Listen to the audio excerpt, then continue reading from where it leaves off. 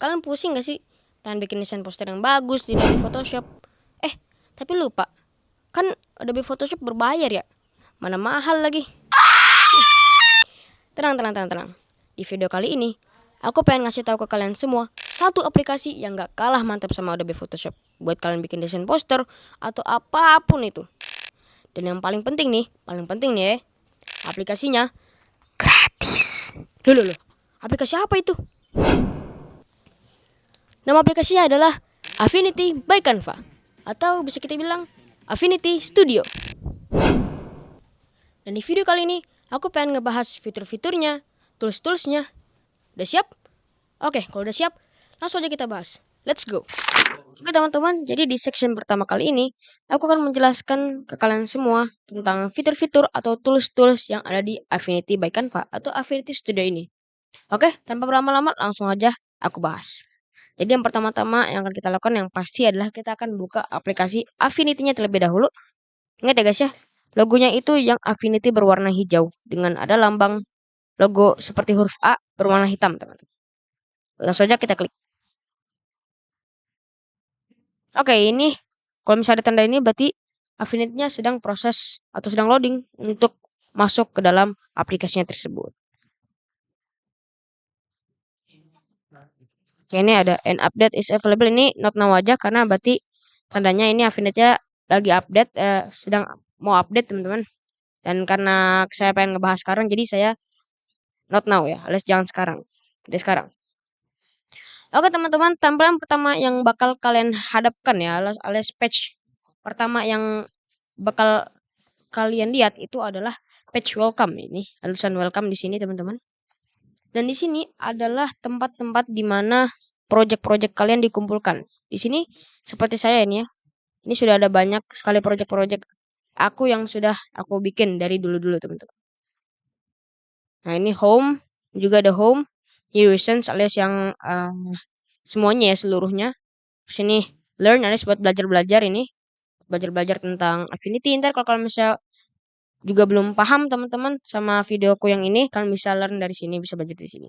Juga ada templates, juga ada project favorit kalian. Oke, untuk membuat project baru, kalian bisa langsung mengklik tombol plus ya, atau tombol logo plus berwarna hijau yang ada di sebelah kanan, yang bertuliskan new. Nah, ini adalah tombol agar kalian klik, yaitu kalian bisa membuat project baru teman-teman. Oke, kita langsung aja klik. Nah, setelah kalian sudah mengklik tombol plus itu atau tombol hijau itu, kalian bakal dibawa ke page selanjutnya, yaitu page dimana kalian disuruh memilih frame ya. Kalian tuh harus memilih frame yang akan kalian pakai untuk membuat poster atau bukan membuat apapun itulah. Misalnya contohnya kalian bisa pengen bikin apa ya? Misalnya pengen bikin poster Instagram gitu ya. Kalian bisa cari aja ntar di Google ukuran Instagram post berapa, terus kalian bisa ngatur-ngatur nih di document settings di sini teman-teman. Kalian bisa mengatur ukurannya, DPI, pixels, terus ada RGB, ada banyak lah di sini. Ada transparent background, bleed margins, multi-page, drawing scale, dan masih banyak lagi. Emang banyak guys fiturnya sebenarnya di sini teman-teman. Dan di sini adalah untuk yang di sebelah kiri ini adalah template ya, template frame yang bisa kalian pilih. Jadi kalian nggak perlu susah-susah atur-atur lagi, nggak perlu susah-susah ukur-ukur frame kalian lagi teman-teman, karena di sini sudah ada template-nya teman-teman. Dan sebagai contoh, di sini aku bakal cobain pakai frame yang ini A3. Ini ukuran kertas ya guys, ukuran kertas A3. Oke, kita bisa langsung aja pencet. Nah, sebelum kalian memasuki project kalian atau workspace kalian dengan frame berukuran A3, kalian bisa settings dulu nih di document settings nih ya, yang seperti tadi saya bilang. Ini ada document units, millimeter, atau DPI-nya nih kalian bisa pilih berapa gitu. Page width-nya berapa, bener kan? Gitu. Color formatnya dan masih banyak lagi. Tapi kalau kalian masih pengen coba-coba atau masih pengen percobaan ya teman-teman, kalian bisa langsung aja, kalian bisa ikutin aja teman-teman dokumen settings yang saya bikin ini. Oke, selanjutnya kalau misal kalian sudah mengatur document settings, kalian langsung aja pencet create document. Nah, pas kalian pencet create document, di bawah ini, set, oke, sebentar. Nah, dan tada, kalian telah masuk ke workspace kalian atau tempat project kalian. Nah, di sini kalian bisa lihat ya, mungkin untuk pertama kali, pada saat kalian pertama kali melihat workspace ini, mungkin kalian bakal bingung ya teman-teman, kayak wah banyak banget tombol ini teman-teman. Tapi sejujurnya ini sebenarnya gampang aja. Cara tahu ini tombol buat apa, ini tombol buat apa tuh gampang aja, asalkan kalian terbiasa teman-teman. Itu salah satu caranya biar kalian jago ngedesain atau biar kalian terlatih di aplikasi Affinity ini. Oke teman-teman, langsung saja yang untuk fitur atau tools yang akan pertama kali aku bahas adalah yang ada di bagian atas ini teman-teman. Fitur atau tools yang ada di bagian atas ini. Oke teman-teman, langsung saja aku bakal bahas yang ada di atas ini. Yang pertama adalah persona section. Apa tuh persona section? Nih, jadi kalau misalnya kalian lihat di bagian atas ya, pasti kalian bakal langsung sadar nih, ada vektor, pixel, layout, Canva AI, color grading, dan lain-lain. Nah, itu disebut persona section, ya teman-teman. Jadi, vektor, pixel, layout, Canva AI, color grading itu adalah studio, teman-teman, ya. Jadi gini, aku akan jelaskan sesimpel dan mungkin akan sedikit singkat ya. Jadi, yang pertama bakal kubahas adalah vektor. Vektor studio atau studio vektor. Jadi, ini adalah studio untuk kalian membuat sebuah garis, kurva, atau vektor, dan lain-lainnya. Ya, teman-teman. Nah, selanjutnya ini di Pixel Studio atau di Studio Pixel. Nah, ini nih yang mirip-mirip kayak Adobe Photoshop. Bukan mirip, malah hampir sama ya. Hampir sama kayak Adobe Photoshop. Karena kalian kalau kalian misalnya pengen bikin, kalau kalian misalnya pengen bikin desain poster atau banner atau apapun itu kan bisa menggunakan Pixel Studio ya atau Studio Pixel. Karena ini adalah studio untuk kalian bikin desain poster, desain banner, desain foto profil dan lain-lainnya. Selanjutnya di layout studio atau studio layout. Nah, ini yang pastinya kan kalau misalnya kita pengen bikin sebuah poster atau banner, itu pasti ada layer ya pasti. Dan kalian mungkin bakal bingung kalau misalnya kalian menaruh banyak banget layer, dan kalian bingung gitu, bagaimana cara mentata layer tersebut agar terlihat rapih. Nah, maka itulah kenapa Affinity ini menyediakan layout studio atau studio layout untuk mentata rapih eh, layer kalian gitu atau membuat layer kalian itu menjadi terstruktur gitu teman-teman. Dan selanjutnya ini nih, Sunking Canva AI.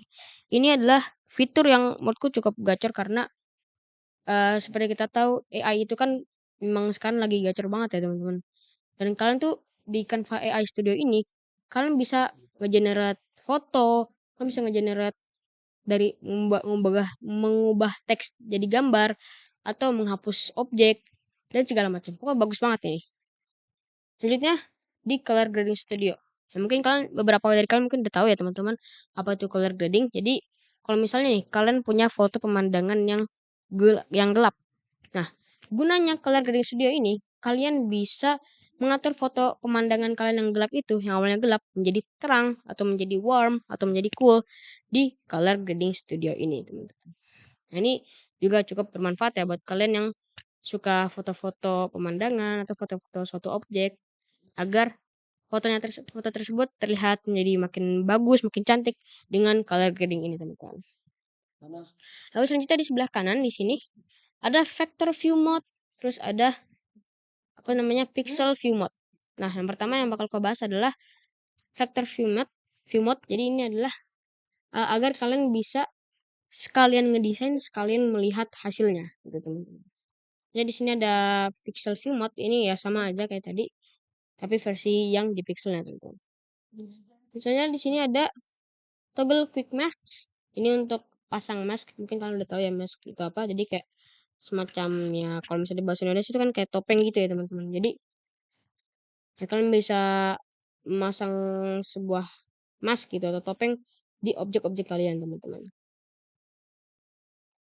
Oh ya teman-teman, dan juga kalau misalnya kalian sadar ya atau kalian perhatikan di setiap studio ini alias persona section ini, kayak vektor, pixel, layout, Canva AI, atau color grading, itu memiliki atau mempunyai fitur dan tools masing-masing. Contoh, nih kita lihat ya di Vector Studio.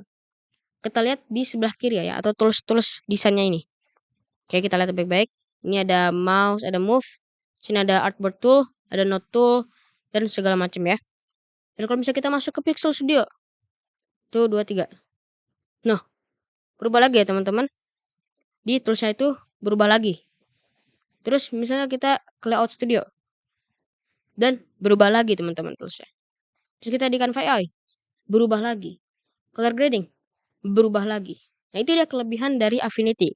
Jadi kita tuh bisa mengeksplor ya. Kita tuh di sini tuh ada banyak banget studio, dan di studio itu, di masing-masing studio itu mempunyai fitur atau tools masing-masing yang bisa membuat kita tuh apa ya? Kita tuh bisa mengeksplor atau mencoba atau bisa ngedive ya, atau explore lebih dalam lagi tentang Affinity, karena di Affinity itu banyak sekali fitur dan tools ya, apalagi di setiap studio ini teman-teman. Jadi itulah salah satu kelebihan Affinity-nya teman-teman. Oke teman-teman, selanjutnya di sini aku bakal ngebahas tools atau fitur ya, maksudnya tools ya, tools di masing-masing studio teman-teman. Ini yang tadi sudah aku bilang ya, di masing-masing studio itu mempunyai toolsnya masing-masing. Ya, alias kelebihannya si Affinity ini. Dan aku bakal ngebahas tools di setiap studionya. Oke, jadi langsung aja mulai dari yang pertama, itu tools dari Vector Studio atau Studio Vector. Oke, jadi yang pertama di sini, kalau misalnya lihat di sini adalah Move Tool ya. Ini paling tools paling gampang lah teman-teman. Ini tools buat kalian ngegerakin mouse kalian, atau ngegerakin objek, atau memutar objek, atau membesar mengecilkan objek, dan lain-lain. Selanjutnya yang kedua adalah Artboard Tool. Ini untuk apa namanya, untuk nge-resize ya, atau kayak pas bisa dalam bahasa itu kayak membesar atau mengecilkan sebuah objek di dalam dokumen gitu teman. Dan Note Tool di sini untuk edit existing curves, lines and shape. Jadi kayak Note Tool ini mirip-mirip kayak Move Tool, tapi bedanya Note Tool ini untuk mengubah sebuah bentuk seperti shape atau garis atau curves dan lain-lain teman-teman gitu. Jadi kita bisa ngedrag, lalu kita bisa ngeklik objek, lalu kita select, dan kita atur-atur kayak apa namanya, shape-nya, bentuknya, atau garisnya, atau curve-nya gitu teman-teman. Aja nih corner tool, sesuai namanya corner alias kayak sudut itu ujungnya teman-teman. Dan ini kita bisa buat mengatur sebuah ujung dari objek. Misalnya nih agar melancipkan ujung objeknya, atau untuk mengcurve atau melengkungkan corner tool atau apa, corner objeknya teman-teman, atau sudut objeknya. Misalnya contour tool ini untuk mengubah stroke, curve, atau shape. Selanjutnya ini ada pen tool ya, ini untuk menggambar sebuah curve, line, untuk misalkan pengen bikin garis lurus, nah ini pakai pen tool teman-teman. Sebenarnya pensil tool ya, ini kalian bisa ya gambar-gambar kayak pensil pada umumnya gitu kan, gambar-gambar suatu kayak seperti menulis sebuah tulisan atau gambar gitu. Terus ada stroke with tool ya. Ini seperti untuk apa ya? Mengedit sebuah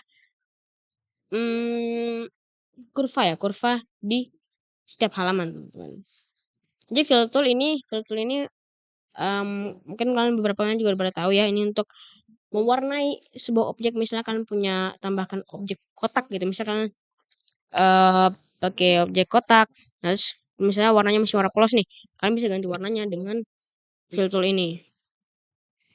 Selanjutnya rectangle tool, ini ya itu tadi aku bilang, ini juga apa namanya, untuk membuat sebuah bentuk ya teman-teman. Jadi misalnya nih, kalau misalkan klik kanan di sini, ini ada banyak sekali shape ya, atau bentuk-bentuk yang bisa kalian pakai. Contohnya rectangle, kalian bisa bikin rectangle, bisa bikin kotak di sini ya teman-teman.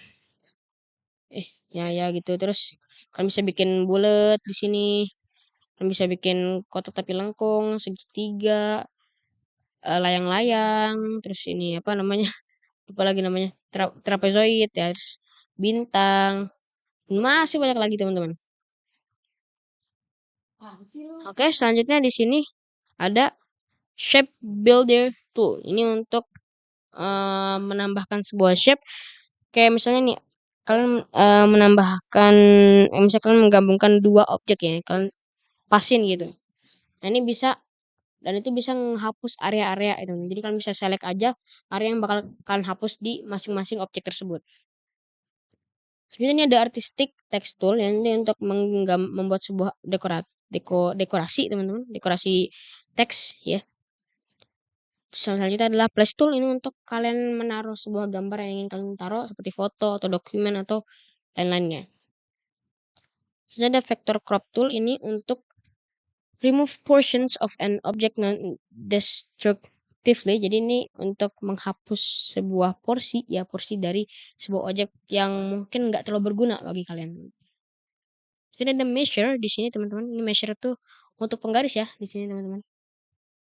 Jadi contohnya nih, kalian bisa menggambarkan sebuah penggaris ya teman-teman. Nah, oke. Ya di sini ada apa namanya, bisa kita bilang tuh kayak apa sih namanya tuh? Color picker ya, saya lupa sorry. Jadi ini untuk misalnya kalian punya kotak ya misalnya. Kalian punya kotak berwarna merah gitu teman-teman. Habis itu kalian bikin kotak baru lagi berwarna putih, berwarna hitam misalnya. Nah, kotak yang warna hitam ini pengen kamu tuh pengen bikin kotak warna merah ini, warna hitam ini warnanya sama seperti kotak yang warna merah ini. Cuma kan lupa warnanya itu kayak gimana gitu. Daripada kita harus ngikutin warnanya yang di sini nih, kita bisa pakai color picker. Kita pencet, set, lalu kita ambil warna kotak ini. Lalu 1, 2, 3, tas. Dan tada, di dua kotak ini bakal mempunyai warna yang sama. Selanjutnya di sini ada view tool, ya ini untuk menggerakkan sebuah frame atau dokumen nih. Kalian bisa menggerakkan.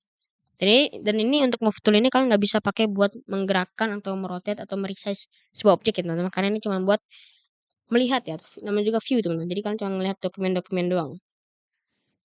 Dan selanjutnya di sini ada zoom tool teman-teman. Jadi untuk change the magnification level of your document. Jadi ini untuk mengzoom teman-teman, jelas ya. Untuk zoom misalnya kalian punya teks nih dalam frame-nya. Bahkan kalau kayak kurang kelihatan jelas gitu kan, kalian bisa pakai zoom ini buat ngezoom teksnya gitu. Oke, mungkin itu untuk tools-tools yang ada di Vector.